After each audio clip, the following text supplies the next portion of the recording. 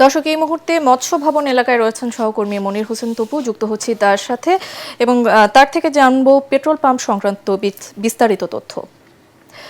Tapu, petrol পাম্পগুলোতে পরিস্থিতি এখন ঠিক কেমন দেখছেন, আমাদের বিস্তারিত জানাবেন।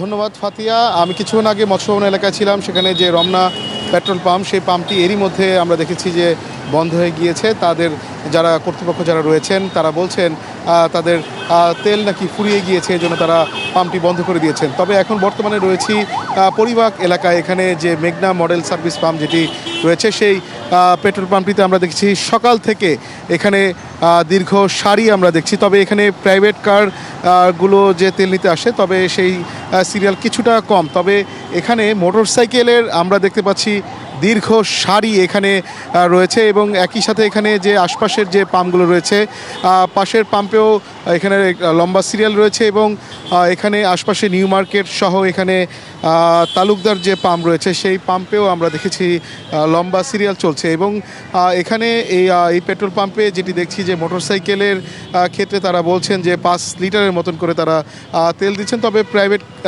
কার যেগুলো রয়েছে সেগুলোর প্রকার ভেদে তারা তেল দিচ্ছেন। কোনো প্রাইভেট কারে 10 লিটার, কোনো প্রাইভেট কারে 20 লিটার বা 25 লিটার মতো তেল দিচ্ছেন। এখানে তাদের কাছে জানতে চাওয়া হয়েছে, তবে তারা বলছেন যে তাদের কাছে এখন পর্যন্ত তেল রয়েছে। যতক্ষণ পর্যন্ত তেল থাকবেন তারা তেল সরবরাহ করবেন। তবে এখানে ঈদের পর থেকে যে দুদিন শুক্র এবং শনিবার যে তেল সরবরাহ বন্ধ ছিল, সেই সরবরাহ বন্ধ থাকার কারণেই মূলত এক ধরনের যে সংকট তৈরি হয়েছে এবং অনেক মানুষ গেল দুদিন যেমনটা তেল যেহেতু আমাদের মহানগরীতে বেশিরভাগ পাম্পেই তারা পাচ্ছিলেন না, সেই জন্য এক ধরনের আতঙ্ক সৃষ্টি হয়েছে জনমনে। তবে সেই ক্ষেত্রে আমরা দেখেছি আজ সকাল থেকে এই মেঘনা এই পেট্রোল পাম্প সহ বিভিন্ন পাম্পে যখন ডিপো থেকে তেল সরবরাহ করা হয়েছে, পরবর্তীতে তেলগুলো সরবরাহ করছেন এবং এখানে যারা মোটরসাইকেল বা প্রাইভেট কার যারা যানবাহন চালাচ্ছেন তারা এখানে তেল সংগ্রহের জন্য এখানে লম্বা লাইন ধরছেন।